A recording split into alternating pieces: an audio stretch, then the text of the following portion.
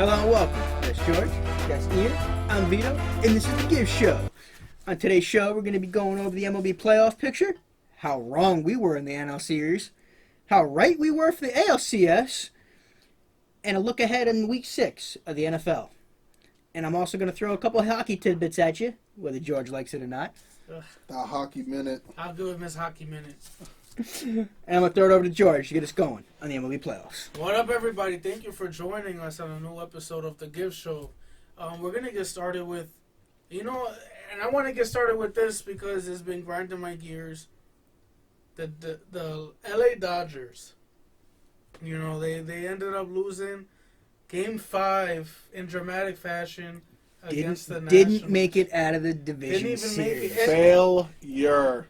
And we mentioned that in our previous episode. So it's not like, and we specifically said, do not be surprised if the Nationals win. Expected the Dodgers to make it with the way that talented roster. But we wasn't surprised that we weren't lost. surprised.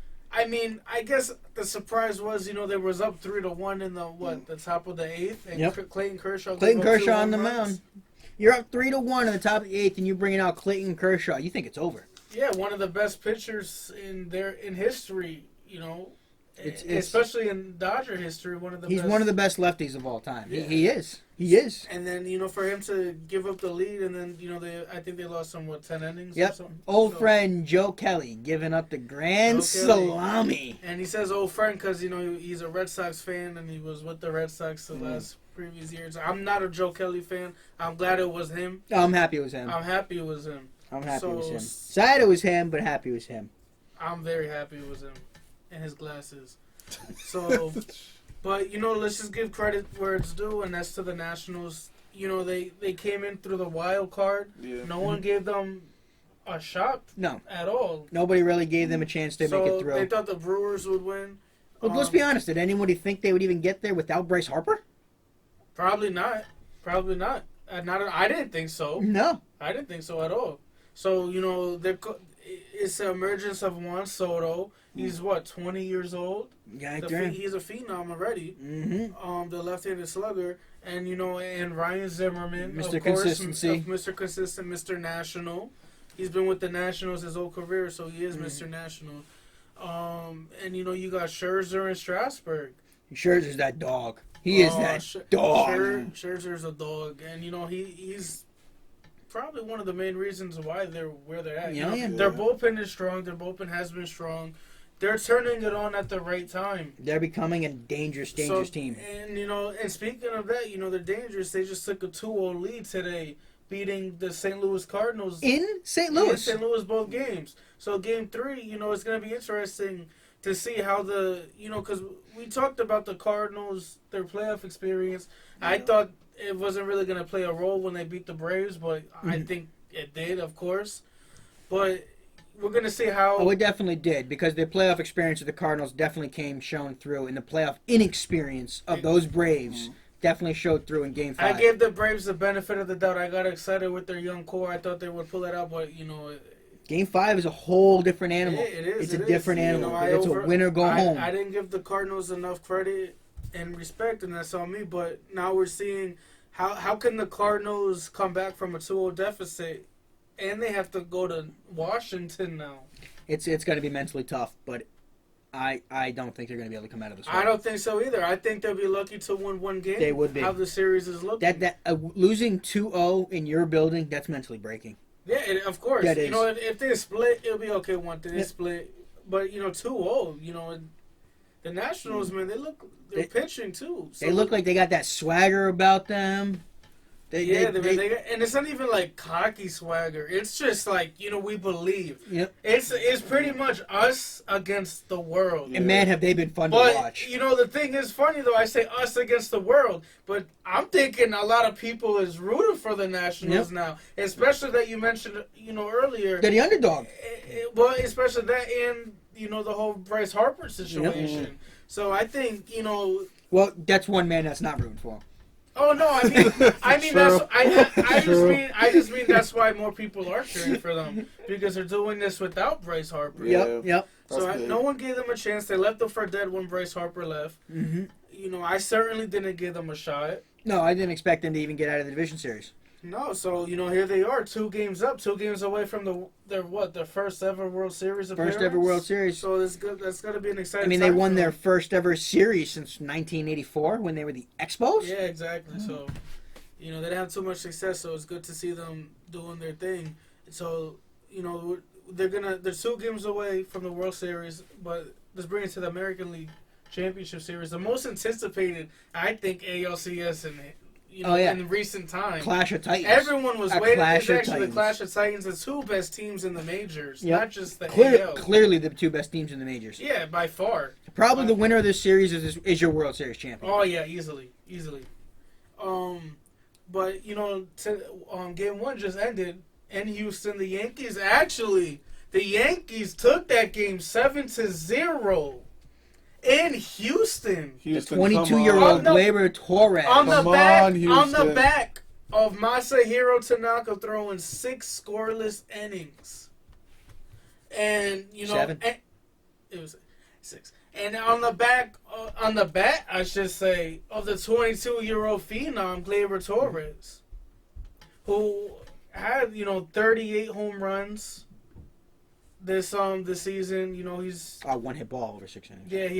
Masahiro had 1 hit ball. He improves to 5-2 in the postseason, and his ERA is only at a 1.32. He's the Yankees' ace for the playoffs, and he's continuing to show it. And he came when they needed him. But let's get back to Gleyber Torres. Torres, who is 22-year-old 22. beast. 22-year-old. He got the Yankees started. He drove in the first run. And then he had a 2-run single. He had a home run. He hit the go-ahead double. He had a solo homer, a 2-run single, and an RBI grounder. I mean, he was insane for the playoffs. Insane in the playoffs. So to have a young guy coming through. 5 runs batted in today. And he became the youngest AL player in history in a postseason game to drive in that many runs in a game. Yep. Followed by, which is good to see because he's been injured all year. Giancarlo Stanton hit a home run. This Yankee team's getting healthy at the right time. Gio Urshela, who no one even heard of up until this year, he was just mostly, a throw-in guy just to, for injuries when Miguel Andujar went down for the season. No one expected him to play how he's doing. He added a home run. And, Aaron Judge, his bat has been struggling, but he shows up in the field as he had a key double play. He's a really good defensive right fielder. He's very, for his size, he's a really good defensive right fielder. He's a big man. He has a nice cannon, but... What's his size and why he's struggling at the plate? Being that tall, trying to catch a breaking ball off the plate is one of the hardest things to do. I want to see how this game is a huge game for the Astros. I think they need to win it. You got James Paxton going against a 21-game winner, Justin Verlander. Exactly. So that game's going to be tomorrow, Sunday night, in Houston. So I think they need to win it. They have to. They can't go to New York down 2-0. So I think this is a must-win for the Houston. Oh, it is a must-win. It is a must-win for Houston. It's a must-win, but if there's any team who would win in a must-win situation, it is the Houston Astros. So we're gonna get over the next week or next episode, we're gonna give you another update on how those games play out. But we don't have no games until tomorrow night. But it's gonna be a nice series. I don't think. I think the series it's either going 7 or over in 5. Yeah, if it depends how tomorrow goes. I think if the Yankees win tomorrow, it's over. It's over in 5 games. It ends in 5. But if the Houston Astros take it, if it's split, we're going 7 games. Houston gonna be all right. Y'all gonna bounce back. Well, we just gotta see how that goes. Because I think it's all gonna come down. If it's going if it's gonna be a split series going into Game 3, this series is gonna come down to Garrett Cole. And that Luis Severino matchup.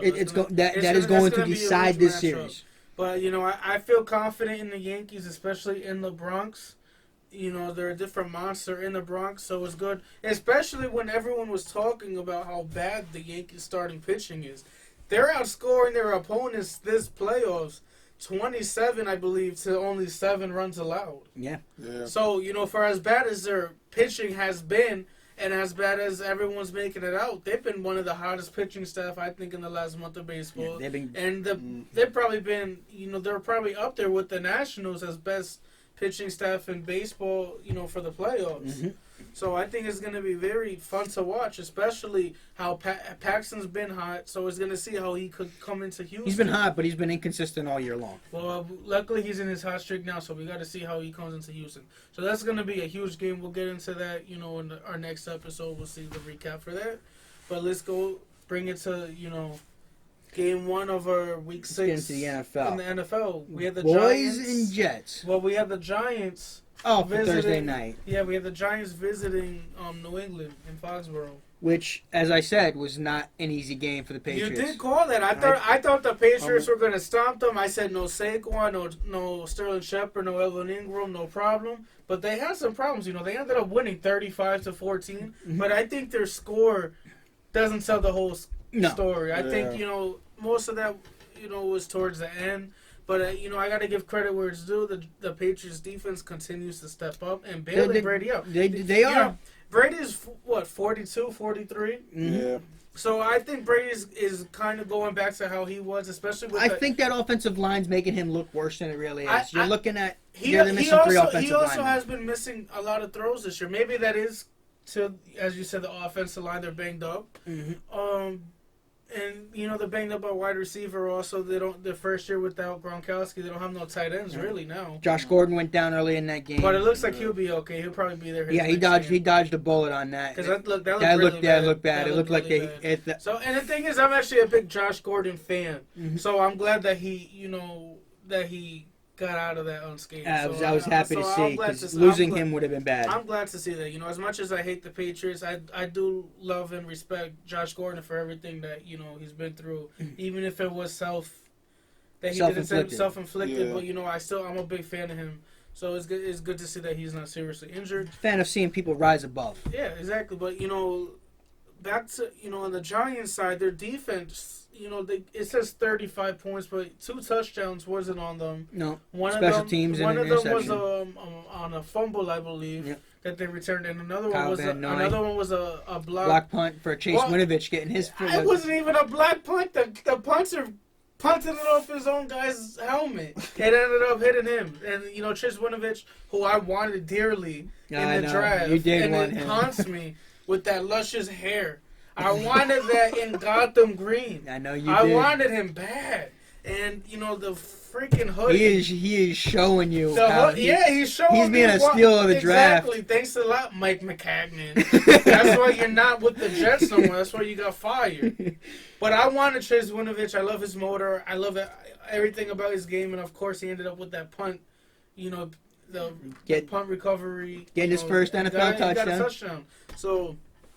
he should have kept the ball, but he launched it in the stands. But he's excited. He scored for the first time. He is excited, but like I said, I'm a big fan of him, so it was good to see him do it. Y'all Giants, you disappointed me. The Giants, and hearing him talk good about any Patriot players is insane. I don't talk good about no Patriot players, but I was so high. I actually in the draft I had around a second round grade for Chase Winovich. I thought he was going to be one of the best pass rushers. It's easy to say that now that he's producing, but you saw what he was doing in Michigan. Everyone who knows me knows I was a huge fan of his. I wanted him over Ja'Kai Polite, and of course the Jets, they go the opposite. They make the wrong decision. We'll get into the Jets a little later in the show. I don't really want their. Chase Winovich, man, I'm a big fan of him. So, and he is going to. I think he's going to be a defensive year candidate in the coming years. So let's set this straight though. Do you think that Brady, just because, or maybe his age is catching up to him finally? He's 42. I think everybody wants it to be Brady's age catching up. I don't know. Well, it's not even that. It's he's struggling. I think because of the offensive struggling. I should say it's probably due to the offensive line injuries, the wide receiver. The offensive injuries. line is a lot because when Brady's not on his timing, that is huge. I think Brady is going back to how he was when he first started. He's going to be a game manager because that defense is just so elite. He doesn't need to be throwing 50 times a game. All he has to do is manage the game, let his defense do his thing, and get to the playoffs. And when I say game manager, I'm not saying... There's nothing wrong with that at all. I'm not saying that as he's only a game manager. No, there's not... Manage the game, don't lose it. That's exactly what you need to do. And even the terrific Brady, it looked like they were losing the game, especially with that long fumble recovery for a touchdown that the Giants had. But again, that goes back to O-line. Well, exactly, but I think Brady might have held onto the ball on that play a little too long. But it's also maybe no one was open. Well, look what he's dealing with at that point. It's just... exactly. So, but I think what? It's not even bad at 43 or 42 that he's a game manager. No, that's no disrespect. That's nothing on that. I'll be stupid to disrespect Tom Brady. But even if he's a game manager, that defense is just so. That defense is so elite. It is. So you got playmakers up and down that defense. Exactly. So did you see what Darrelle Revis tweeted out? That Stephon Gilmore is the best cornerback right now, which he is. He is the best shutdown corner in the league right now. I can't debate that. I wouldn't say he's Darrelle Revis in his prime, but he's right now he's in the league, up there. He is getting there. Stephon Gilmore. No one would have saw this coming. I was laughing when they signed him to that big contract. Yes, you were. I remember that. You were like, "That's a waste." I remember you saying because he was a flag machine in Buffalo. In Buffalo, he wasn't nothing in Buffalo. So Bill saw something. And he shuts down half the field. Yeah, he does. So that's important to have. So, but it makes every other defensive back better. The Patriots have they can rest. They have 11 days until they go. Visit the best the thing about that Patriot defense right now is they're working at all three phases of the defense. They have the front seven, which is setting up that back end. Yeah. So you got the defensive line getting there. Jamie Collins is having a career. He's having a resurgence here. He's having a resurgence here. After spending a couple years away from the Patriots, he comes back and he's. I think he learned that. Bill's using me at my strengths. I need to listen and look what he's doing. Yeah, and then you got the McCourty twins in the back end. Who playing with your brother? That's got to be huge. Exactly, they already got They already had that connection. Yeah, they have everything. It's one connection. So that's they're gonna keep on going. So I think their main concern is the O-line. There's no order. Their O-line, the wide receiver, their offense in general. And they got to get something out of the tight end. I think they got to get a blocking tight. They got to find some kind of blocking tight end. Don't be surprised if they bring back Watson this week. I think they got to at least bring in. I think they got to look at Ben Watson, and I wouldn't be surprised if we look at old friend Dwayne Allen's way. Maybe they got to do something, but don't be. And another thing I'm concerned with for them is the kicker. I don't care what. The kicker is a huge concern. It is a huge concern. It is. So special teams is a big part of this league right now. Exactly. So it's costing a lot of teams victories. It's getting teams victories, but it's also costing a lot of teams games. It is. But, the Patriots, they visit the Jets in MetLife on Monday Night Football next week, so they have 11 days. That's a swirling game. Actually they had 11 days. Now they have, another week, 9 days. 9 days left. Now. So, but, let's get into our top games of this Sunday. And, of course, we're going to do Monday night's game. Yeah. But let's start it off. We're going to save our game, Ian, because I want to really get into that. Let's start with Watson at Mahomes. Yes, exactly. Let's start Deshaun Watson and visiting the Houston Texans, visiting Patrick Mahomes and the Kansas City Chiefs, a banged-up Kansas City Chiefs I think the Chiefs have a lot to prove this weekend after getting beat at home by Indianapolis last week. And so I think, they're going to come out angry. They're going to come out... I need more time to think of this game. That Houston defense has got a lot of holes. They give up a lot. They do, but I'm a huge fan. I'm a huge fan of Deshaun Watson. I think it's going to be a shootout. It's going to be a shootout. It is. And is Tyreek Hill playing this week, or is it game time decision? I saw a report that he's not. He's not going to play. Yeah, I saw a report he's out. Because I don't know. What about? But that could change. Is Jones playing the defensive lineman who was injured his groin? I'm not sure on that. We can look that up. Yeah, try to get me that because that's going to be my decision. Because if he can't play, I might go with the Texans because I don't see how the Kansas City Chiefs stop the run. I think the Chiefs are going to win solely because they're pissed that they didn't beat the Colts last game. At home. The Chiefs should have won that game, and I just think I honestly think the Chiefs didn't expect the Colts to play the way they did. No. I think the Chiefs walked into that game expecting to win, and that's what made them lose. Well, they looked past them, and that's why you don't look past the division opponent. And the funny thing is, is you see these quarterbacks having success. Yeah, so Hill is going to be a game time decision. Yeah. So, but I want to say, especially with Jacoby Brissett and Jimmy G, they're having success. Patriot quarterbacks. If Hill's the game time decision, he's going to play. So it's like... I have a feeling he'll play. The Patriots didn't get too much back for those two quarterbacks. They did not. So that's interesting. But yeah, I'm gonna go. I'm excited for the shootout between Mahomes and Watson. I think I'm gonna have to go with. I'm gonna go with the Chiefs. I think the Chiefs. I'm gonna go with the Chiefs. I got to take the I'm Chiefs gonna at go home. with the Chiefs. Strictly because the Chiefs are at home. I don't see them losing back-to-back games at Arrowhead. No, I can't They're see gonna them play losing. pissed off. No, too. exactly. It's gonna be a shootout, and I want to go with Deshaun Watson because I love Deshaun Watson. I'm a huge fan. But I'm gonna go with the I'm gonna go with the Chiefs in that game. So that's gonna be a fun game to watch It at is. I Arrowhead. agree. That's gonna be. I think that honestly, that probably might be the game of the week. That should be the game of the week Yeah. if it's not.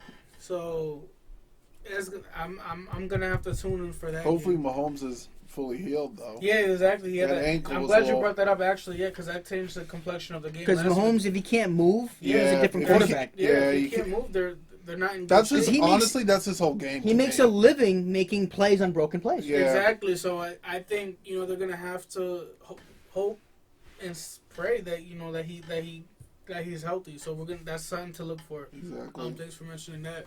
But another game that we got on our slate for this week is we got the Seattle Seahawks visiting the Cleveland Browns. I think that's going to Wilson. be an interesting game. I hope Russell Wilson embarrasses Baker. I hope Wilson, you dance all over him, and you show him what a real quarterback looks like. Because I'm tired of Baker talking. I'm tired of this whole cockiness. I'm tired of the swag. Honestly, Baker ain't proved nothing to me. You can call me a hater if you want. I think Baker's a wannabe. He hasn't proved that he really... it's not that he doesn't want to be successful. I won't say that. But I just think he lives too much in his own mind to do what needs to be done for him to be successful. I think this Browns team is too talented, at least on paper, to be playing how they are. So Is there too much personality on this team? Can you have too much personality? It's not so much personality. It's just not enough results. Mm-hmm. The personality. Well, the thing, it might be too much personality. And it's going to show if they continue to lose. Trust me. Mm-hmm. Trust and believe that. Because Odell, I'll tell you that much. The more you lose, the more they're going to be shouting out. Exactly. Especially Odell. And Jarvis Landry, too. He don't like to lose. There's a reason why Miami traded him a couple years back. So, their gameplay, they want to play him, and they want the ball. Odell needs to get the ball. I don't care what they have to do. You got to get the ball to your playmakers. You got to get the ball to I'm your honestly playmakers. going to take an example that Colin Cowherd said on his show right before the season started. And his whole thing was expectations change everything. I think there's too much pressure on the Browns. Yeah, because everyone has them as slated for the Super Bowl. They're expected to go straight to the Super Bowl without any mistakes. They're literally expected to play perfect. And I think it's getting to their head. But also, y'all got to utilize your new receiver, Odell. He's brand new to the team, brand new to the league, so y'all got to use him. And I'm saying he's brand new to the league because everyone says Odell's one of the best receivers in the league. He hasn't done anything this season. I think that's more. I think that's more of Baker than Odell. And Freddie Kitchens, If you're Odell, if Freddie Kitchens is supposed to be an offensive genius like this, you got to scheme your best players open. Well, the thing is what we talked about last week. What did Freddie Kitchens do to even deserve this job?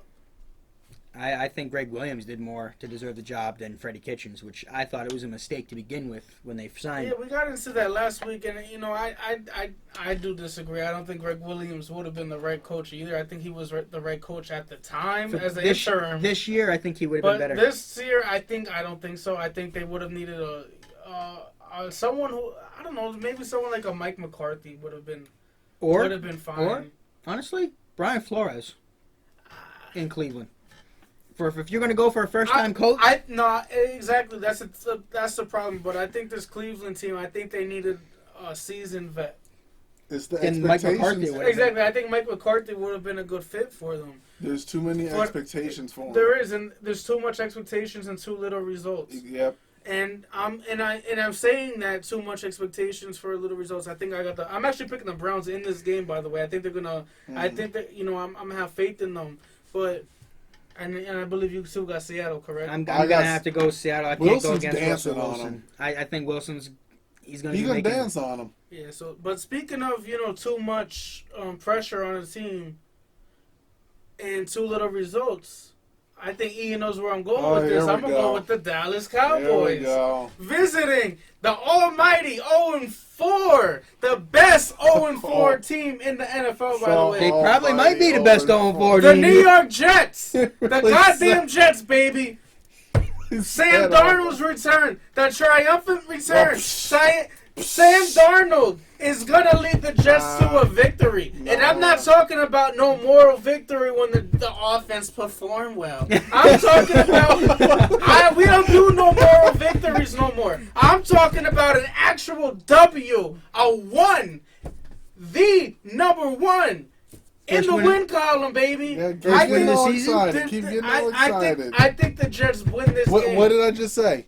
Expectations change everything. Exactly, and which is why the Cowboys had a lot of expectations, which is why I think they lose their third game in a row. No. Dak is gonna play angry. Dak is mad at himself, so he's gonna I feel it. He's gonna change up. He feels the intensity. But Dak, I don't want no interceptions this game. Well, that's going to be tough. Not one single. That's going to come tough because the Jets do have a good defense. They have the number 11th ranked defense. So it's going to be nice the Jets are at home. I think the crowd's going to be in it, especially with Darnold. I think Darnold just brings a fresh breath of fresh air to this team, to the crowd, to myself. And let's be real, because the Cowboys have a trouble in this stadium as it is, even when they can play the Giants. Exactly. So we're gonna see how they are. This game, man, is very important. I know the Jets, if they win, they only win one game, but I think if the Jets win this game, it catapults their season, especially with outside of New England next week. They have probably one of the easiest schedules the last 10 games of the year. So I think if the Jets can pull out this victory, I think it catapults them. I'm hoping it does. But this game comes down to whoever gets, who gets off to the fast start. If the Cowboys come out sluggish like they did last week against the Packers, I think the Jets crowd is going to be in it. The Cowboys can't be playing like they did last week. With the injury report, I'm seeing, it's questionable. But I don't see La'el Collins and Tyrone Smith playing. At least Tyrone Smith. I don't think he plays. Collins might play. I can see him playing. But Smith, I think, is out, which is going to be very huge. But the thing is, the Jets still have their fair share of injuries. So, they're still not going to have C.J. Mosley, Chris Herndon, who I was excited about coming back for suspension. Mm-hmm. He's going to miss this game with a hamstring injury. But the good thing is, they might get Jordan Jenkins back, who should return from a calf injury. He's going to be game-time decision. Demaryius Thomas should be good from a hamstring and a knee injury. They're going to be out Kelechi Osemele, who's one of their top offensive linemen. Yeah. But he was replaced by Alex Lewis, who the Jets traded a 6th-round pick for in the offseason by Joe Douglas from the Ravens, and who filled in nicely for him last week. So I think, he's not going to be that big of a loss. He's going to be a loss, but I don't think he's going to be that big. Who's Josh Bellamy? Josh Bellamy, he's pretty much like a 4th, 5th-string guy, but he's good on special teams. That's probably a core special teamer then. He is, but the injury that concerns me is Nate Hairston. And he's a dog that they got from the Colts in an off-season trade. I hope he's able to play because I cannot stand another game of Trumaine Johnson. That 4-year, $72 million contract, sit him. Mm-hmm. I don't care. After this offseason, that has got to be some of the worst money spent. After this offseason, I don't care how much penalty they're gonna have. Get rid of him. I don't want him on this team no more. There is nobody that's taking that contract. No, that's what I'm saying. Just flat out release him. He has been straight terrible. Flat out release him. I don't care what the penalty. It's like I got paid. I don't got to play no more. Exactly. It's like. But I think this is going to be a huge game for the Jets. Mark it, Ian. Take a nap during the game because I'm telling you now the Jets are going to win.